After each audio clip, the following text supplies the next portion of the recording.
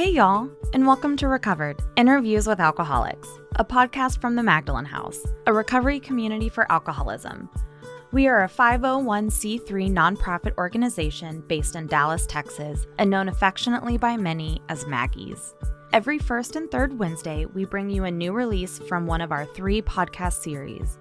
In the Recovered series, a recovered alcoholic active in our community shares experiences from their recovery journey as they work the 12 steps to achieve sobriety and sustain recovery, with your host, me, Bryn Hansen, recovered alcoholic and the community program manager here at the Magdalen House. Whether you're in recovery yourself, contemplating giving it a try, curious about sobriety, or supporting someone who is, we are so glad that you're here. Thanks for listening. Hey y'all, welcome to Recovered, Interviews with Alcoholics. My name is Bryn Hansen. I am your host of this series, and I am also a grateful recovered alcoholic. Today, I'm really excited to talk to John. John came highly recommended from one of our very highly involved board members and women of our community. So I'm just going to go ahead and get started. We're going to turn it over. John, would you please introduce yourself? Sure, happy to. I'm John. I'm a grateful alcoholic. My sobriety date is November 18th, 2010. Amazing. Mm-hmm. Wow, so 13 years. 13 years, if yes, I'm doing my math correct? Yes. Holy moly. And it's a miracle because it's not what I do. No. Is not pick up. So it is truly a miracle, and I'm one of those that if I can do it, anyone can do it. So yes. Yeah. Well, I'm excited to dive into your story and your testament. Yeah. So what was it like 13 years ago prior to sobriety? What really was your bottom? My bottom was getting arrested, being in jail. Yep. And it takes what it takes. Mm-hmm. And for me, it was 3 long trips to jail. Little months stints, 4 months here, 1 month there, 4 months again. And each one of those times broke down my denial just a little bit more. Yeah. And it took every single one of those times, in addition to all the other stuff, in addition to eviction, in addition to automobile repossession, Mm-hmm. being homeless, sleeping on people's couches, and for years. And so it was looking back, my last arrest was the biggest gift I could ever get. So Yeah, I'm right there with you. yeah, Mm-hmm. yeah. So were you ever in that period of the jail time and the repossessions and the evictions? Had you ever been introduced to recovery or a program? I had. I would go. I had some drinking buddies that I would go, and they would have to have their paper signed. They were on probation, Mm-hmm. and I was like, okay, let's go do this so we can go. Okay, you got to get your. Okay, we'll do that, and then let's move on with our night. Yep. Because it's you and I, bro. Let's Yep. go do our thing. And so that's the way it was. I would go and sit and roll my eyes and like, whatever. Let's get this paper signed so we can go have fun. And it's funny how the message somehow seeped in, or when it was time, I knew where to go. Mm-hmm. And for me, a 12-step program was my solution. Mm-hmm. And I somehow knew that there wasn't a question about it. Though sitting in the rooms, there wasn't anything attractive about the rooms to me. But I somehow knew that was where my solution was when it was time. Mm-hmm. Do you think it was because you tried all the solutions that your brain could come up with? Oh, yes. Yeah. My best thinking got me where I was. In jail. Yes, exactly. That was as good as I could do.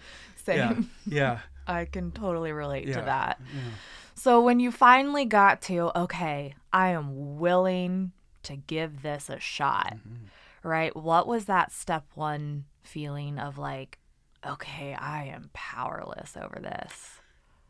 For me, it was I had gotten out of jail and had gotten a job and had a car, barely had a place to live. I began living in the Salvation Army dormitory. And, sober living that I knew of at the time. So, but Salvation Army and living life on life's terms without a program for me was I knew about 12-step program, so I went there. That's how I was going to stay sober, and I did that for 6 months. And I sat with my, like I always had done, arms crossed, back of the room, 2 to 3 times a week because I didn't have anything else to do. So I was making meetings again 2 to 3 times a week, and I didn't identify. I just saw the differences, and then life was miserable. Life was miserable without my solution. Yeah. My solution was alcohol. Yeah. And me living without my solution was miserable. It was so much more miserable than on the street. Yes. It was so more miserable than sitting in jail. Sitting in jail, I had an expiration date, and I knew I was going to be back out doing whatever it was I thought I could do. Yep. But it was, it was living life on life's terms, without a program, and without my solution. And I was living with somebody I found on Craigslist to just rent a room from, and working my job and doing that. And I was mowing this guy's yard that I lived with for extra, reduced rent. And I ended up, he had this prize table that was a plexiglass, one of those plexiglass patio tables. And he told me, make sure you're careful with it. I broke his table mowing the lawn, shattered into a million pieces. He got back. I apologized. And he was livid that I'd broken his table.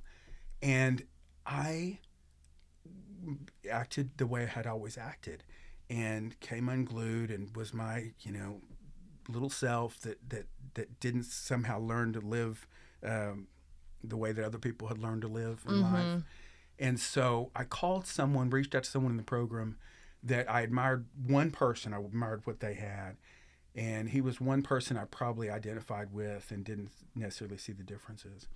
And I called him, and but I really called him to cry about, tell him what injustice had been done to me. And what he said just woke me up. And he said, well, sounds like you need to clean up your side of the street. And I was like, what? I'd never heard that before. And I said, what are you talking about? You didn't hear what he'd done. Well, he may have his part, but you definitely have your part. Let me break it down for you. And I was like, so I was all ears listening to what he said. I was ready to listen. And he suggested that I read some literature and meet him at a meeting that night. And I read the literature, who's an alcoholic, and it became, all the pages just stood out to me. It was like, wow, this is, okay, I am truly an alcoholic. I had never identified at that point. And suddenly, life on life's terms, I was ready to identify because I wasn't equipped to handle life on life's terms. Yeah. And so suddenly it was like the pages just spoke to me, and I was like, oh, this is what they're talking about. And so that night at a meeting, I was like, I stood up. I said, I'm an alcoholic, and like proudly, but begging for help all at the same time. And help was available at that point. I asked that same guy to sponsor me. I was no longer sitting in the back of the room. I was in front of the room, following suggestions. Do you want me to stand on my head in the corner? Yeah. Glad to, whatever you need. I want what you guys have. And suddenly the message was coming from the whole room was filled with the message. And, I took the cotton out of my ears, put it in my mouth, learned to shut up. And it was like, I would just suddenly it was magic the way the program worked for me. And I did the suggestions, got a sponsor, started working some steps, and what an incredible journey. I learned that it wasn't the alcohol. Alcohol was not my problem. Right. And I learned that living life on life's terms, like, oh, I'm not doing anything. Right. And I'm miserable. How are you guys so happy? Yeah. And so, I was irritable, restless, and discontent all the time, on 10 times more than I ever had been. And suddenly it was like, wow, this being happy, joyous, and free was available. And if I just followed some suggestions, did some work, and rolled up my sleeves, and in the 12 steps, it was amazing for me. But I'm getting ahead of myself. You asked me about step one. No, that was my step one. I'm just like you. I'm like, I can't talk about one step without just my gosh. going on a tangent about all of them. Yeah. Because they go together. Yeah. And the experiences are just so powerful. It's like, just want to hit the road running. Yeah. Oh no, I get it. So, okay, but let me backtrack a little bit. So that was like 6 months. You were not drinking, like you didn't have the solution of alcohol, and you were sitting in meetings, but not really doing the work, right? Yeah, 100%. And then getting to a point where you're like, okay, I don't even have alcohol in my body, and I'm still miserable. Restless, irritable, discontent. Worse than I had ever known. Yeah. Ever. Yeah. And finally, what you had been hearing started to make sense. It made complete sense. It became suddenly, after reading that one reading, it was like, oh my gosh, the walls of denial fell down. I mean, literally, at that moment, it was like, wow. And help was available. Yeah.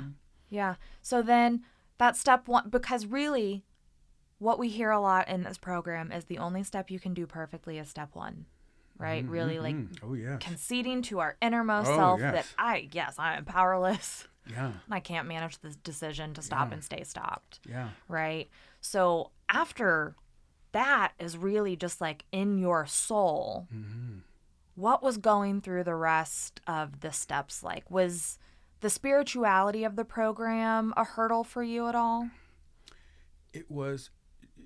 Step two was beautiful, and it kind of was my solution for the spiritual portion of it. It kind of, for me, that kind of clicked into place fairly easy, and I feel kind of fortunate about that. But the steps, so moving forward, it was the point at which my sponsor asked me to write out my life from as far as I could remember to present day, and list the coincidences, the things that I would consider coincidences, and the thing, and let's call them miracles instead of coincidences, just for the exercise, just for fun.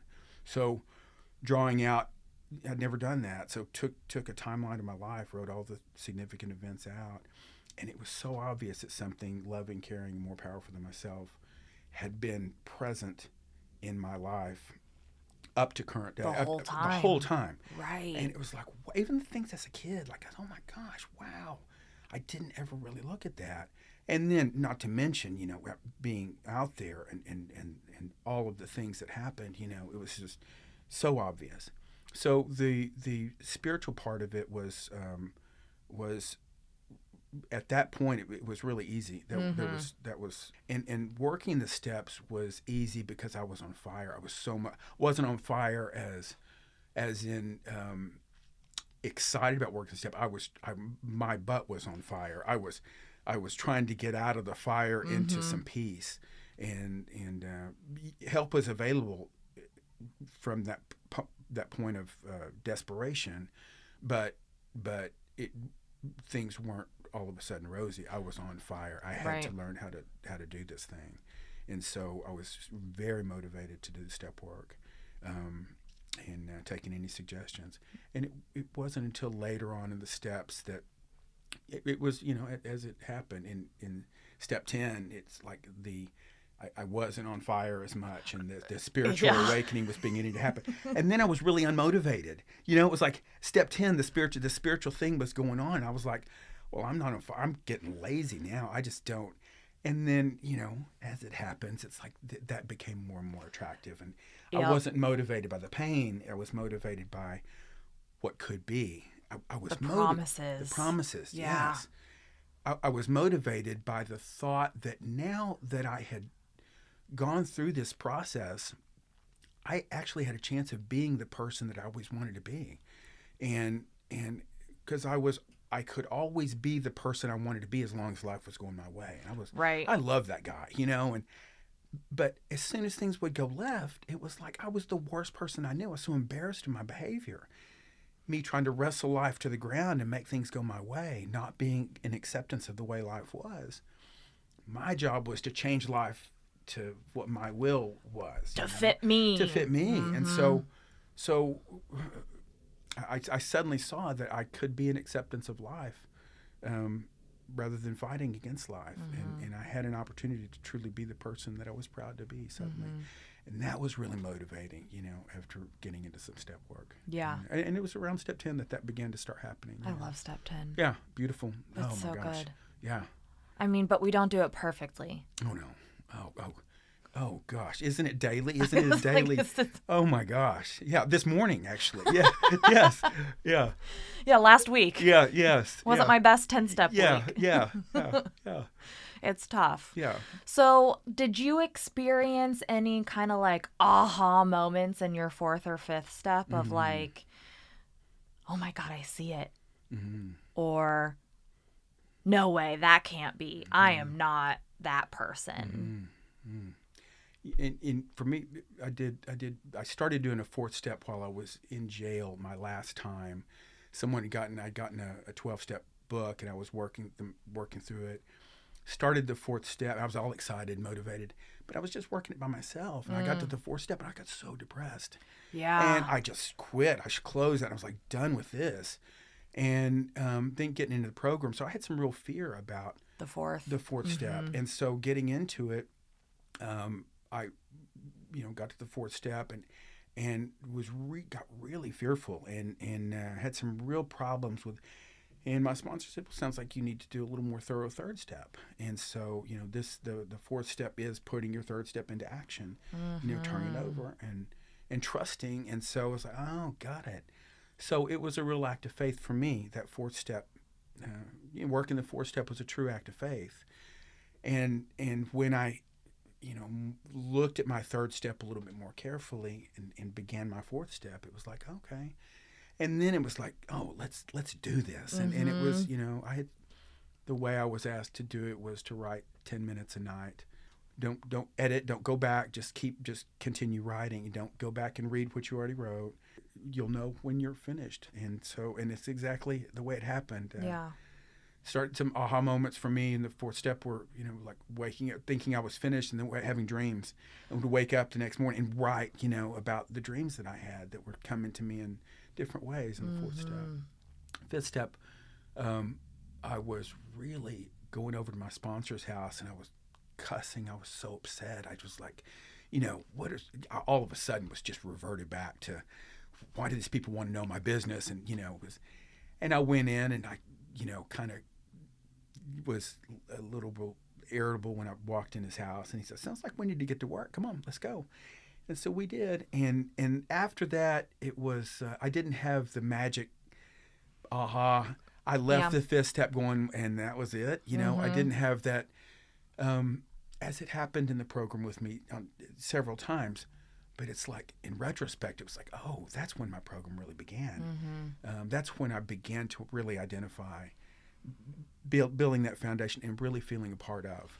Well, and like you said, which I really loved, is that the fourth step is putting my third step in action. Most definitely. Like you're really starting to take those action steps. Yes, yeah. That was beautiful. Yeah, thank you. Yeah. Oh. I wish it were mine. I know. I wish I had thought of that. Nothing we say is ours. Yeah. No, that's so great. Yeah.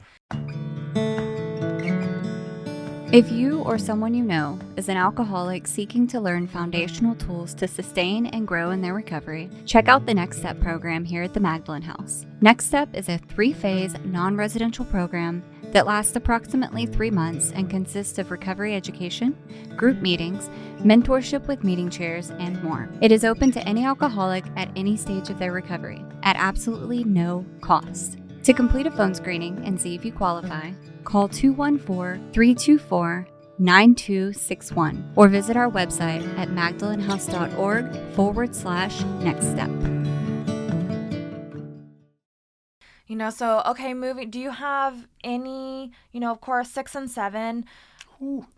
that's like an everyday thing, Yes. right? It is. And 6 and 7 for me, it was, I hesitate to talk about this too much because my experience is just my experience. Right. So I try to, because mine was so uncomfortable.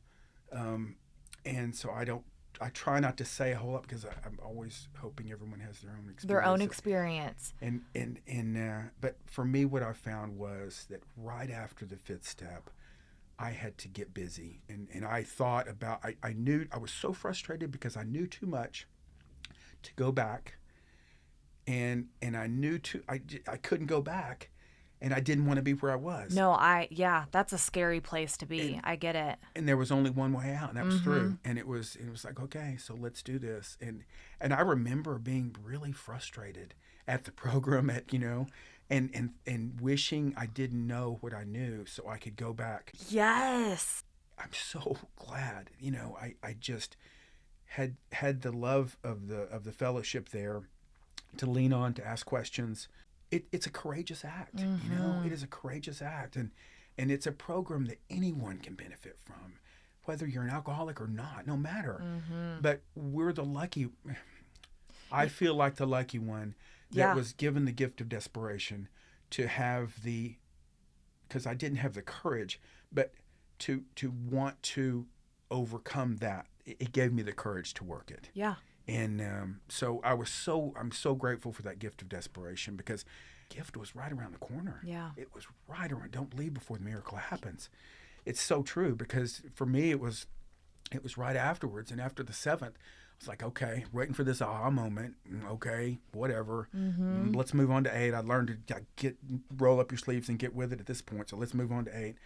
And then at some point, looking back, it was like, wow, God had removed some of the defects of character that were, like in hindsight, I had really been lessened. I had really been relieved of some of those burdens. Without you even trying to remove them. Just working, just doing the process, following the direction and working, letting the miracle of the program happen, Yeah, it's like in 6 and 7, that fog has been lifted. Yes. And you're like, I see now. Yes. I can't go back to not seeing, although sometimes I would like to. Yeah, yes, yes. But it's like I can never go back. Yes, yeah. Right? We know too much. Yeah, I know. Yes. Thank goodness we know too much. I know that you hear a lot around here, around Maggie's. I'm a grateful, recovered alcoholic, Yes. And I was someone in the beginning where I'm like, what? Oh, yeah. How? I don't get it. Oh, Now? Yeah. After a scene, Yeah. I'm like, no, I'm grateful. Yes, 100%. And I know I might sound cuckoo to some people, but one day I'm hoping you will be grateful too. So there was a place in my 9th step where I thought it was all about, I was going to make a list and work with my sponsor and make these amends. And I had no idea the gift that was waiting for me in that 9th step, which was because I'd always done things to, make myself feel better. And suddenly this gift of forgiveness came to me in the 9th step for some people that I had really held such a resentment toward. In that 9th step, the gift of forgiveness, I was able not only to forgive, but to want to embrace them, tell them how much I love them for the gift that they had given me, for the wrongs that they had done to me, because it was what fueled me to go to the places that I had to go. Without that, there's no way I wouldn't have pushed my alcoholism to the level that it was. Yeah.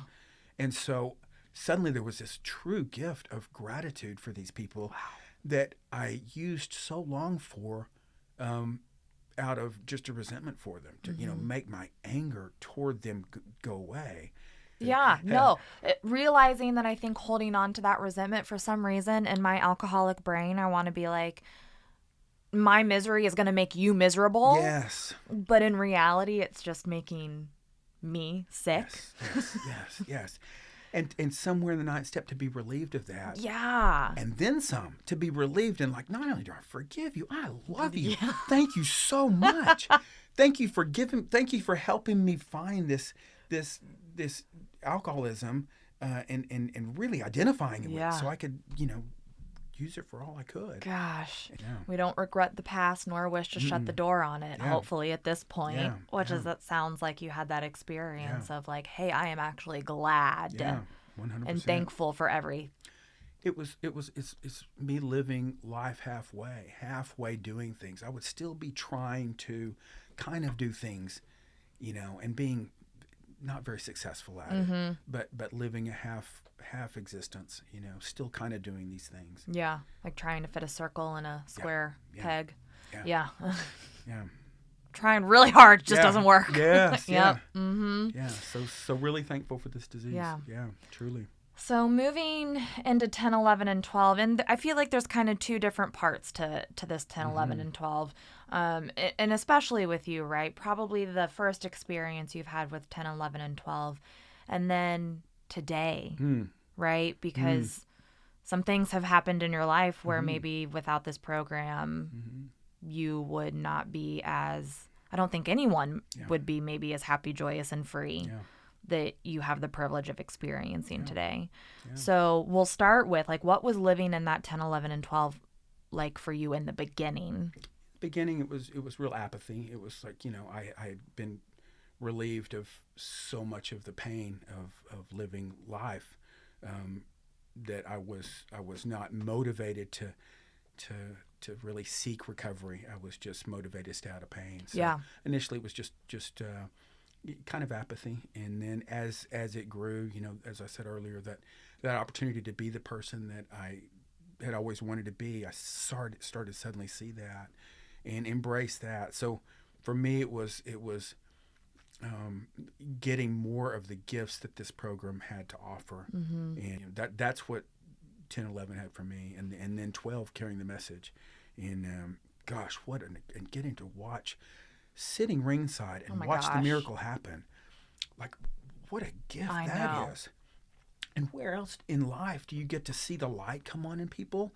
30 days, 60 days, 90 days, and you get to see and watch this thing happen. And hear alcoholics say, oh gosh, but it's taking so long. And you're sitting there going, are you kidding me? You should have seen yourself 30 days ago. This is amazing. This is a miracle. And just to get to sit and watch that happen is just... It's the biggest... It's like my most favorite thing in life right now. Yeah, yeah. It's truly a gift to get to do that. The purpose behind it. Yeah. Yeah. Okay, well, and then... So, one thing that I do like to talk about on here, because, I don't know, maybe a misconception in my brain, or maybe in a lot of people's, is that, like, once we get sober, life is just...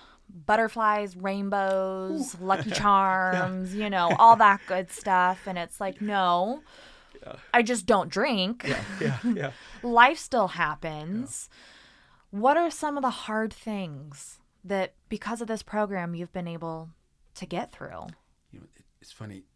I remember in the program, the people that had a little bit of time, they would say, life gets better and then it gets different. And I was like, oh, I just close my ears. I don't want to hear that. My life is going to only get better. I don't know about you and what you're doing. Still recovering, but still, my addiction, my alcoholic brain is still thinking that way. I'm going to do things a little differently.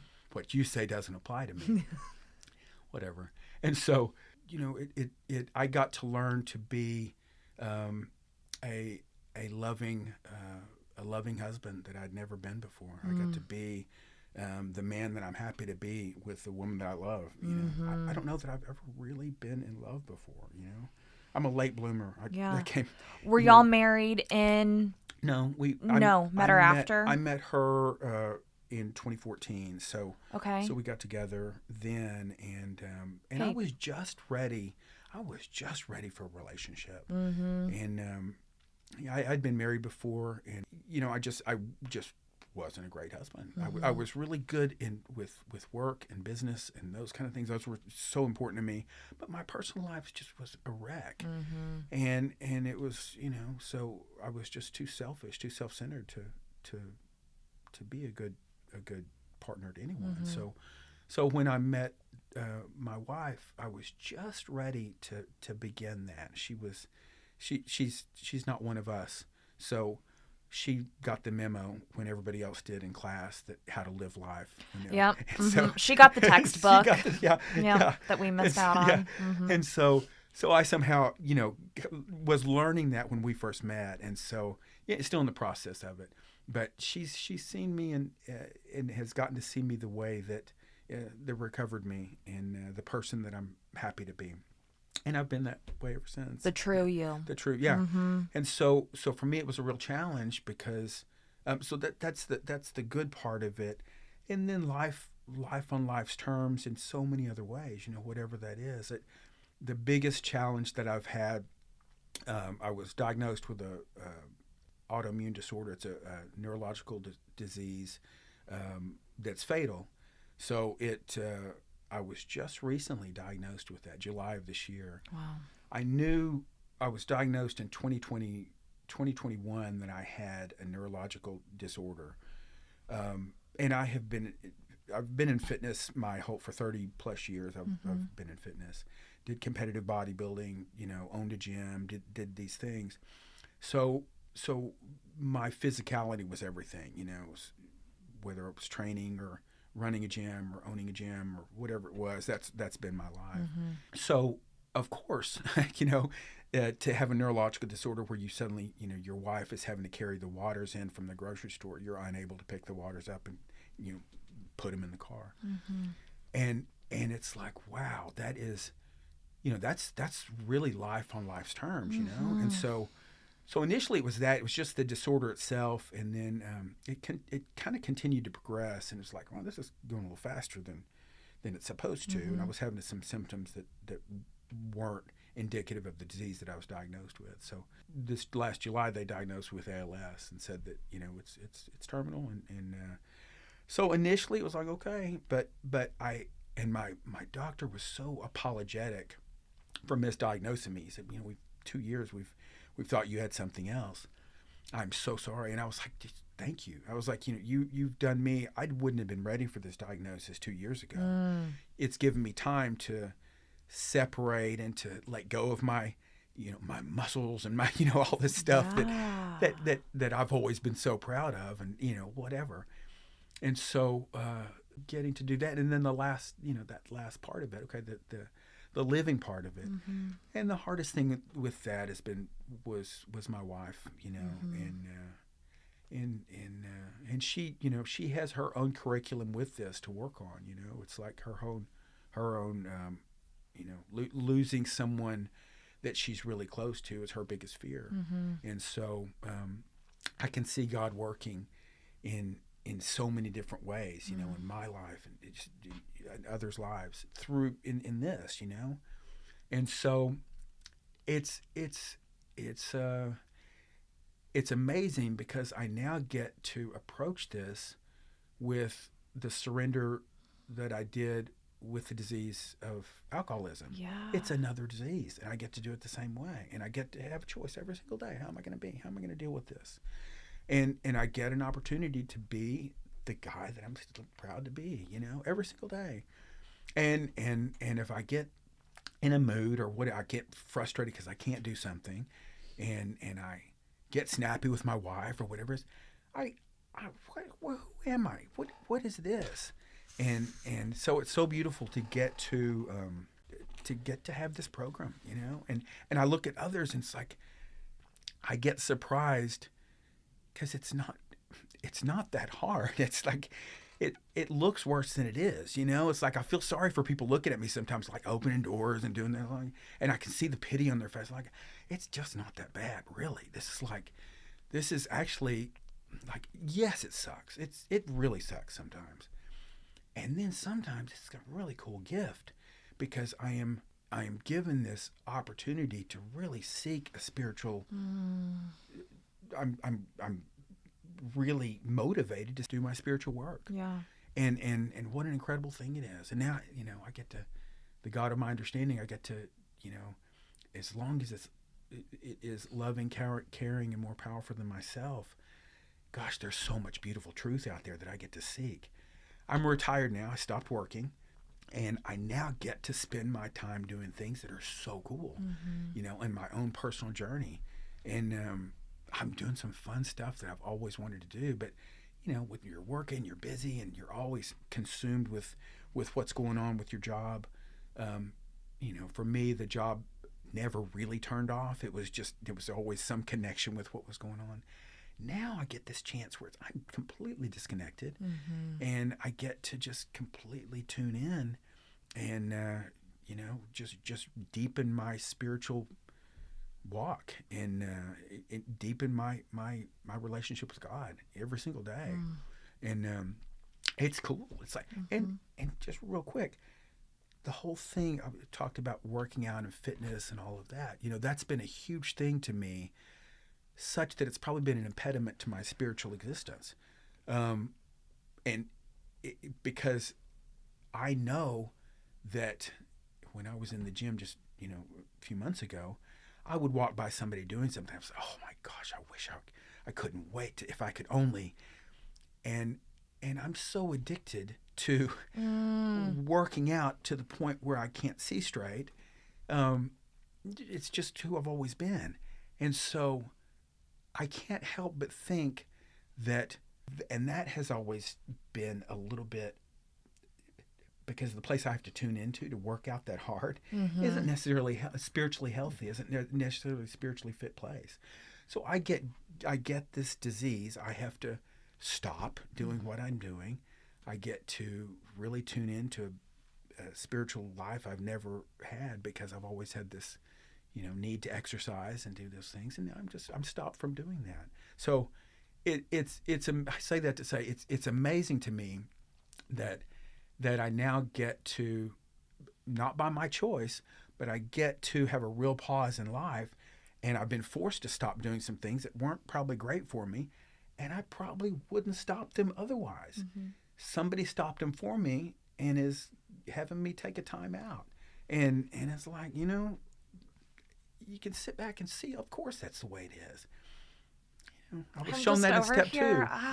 Having like an experience, because in my mind I'm like, oh my God. When you get shown that in step 2, it's like, it's so obvious. And it's like you can just see God working in all these areas. But you know, the fact that you can sit here with a diagnosis, a fatal diagnosis, and be like, God is doing for me what I cannot do for myself. Yeah. Well, it's true. Yeah. That is insane and amazing. Yeah. And I like and it's frustrating sometimes, and it pisses me off sometimes, because it's like, but the truth, it's like, you know, and that's the balance. It's like, but the spiritual gift that comes from it, it's like, this is so worth it, you know. And isn't it such a duality? Isn't life a duality, where it's like something is so beautiful and something is so, and it's like terrible. Which we're going to focus on? Well, right, because aren't they both sense of faith? Yes. Right? Faith without works is dead. I can either have faith in the terrible, faith in my fear, or I can have faith in the beautiful. Yes. So well said. Oh. I'm going to write that down. That was good. Yeah.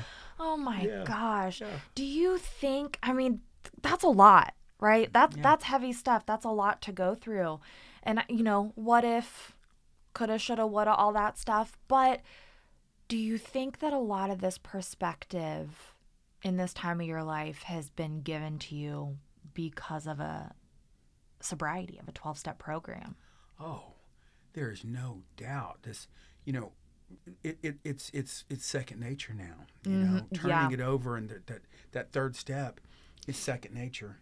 And so every little thing that comes along is like, oh, as it was shared just a little bit ago, you know, am I going to get drugged behind this car holding a chain in my mouth, you know, or am I going to let go, you know? And so the letting go is what I've learned in this program.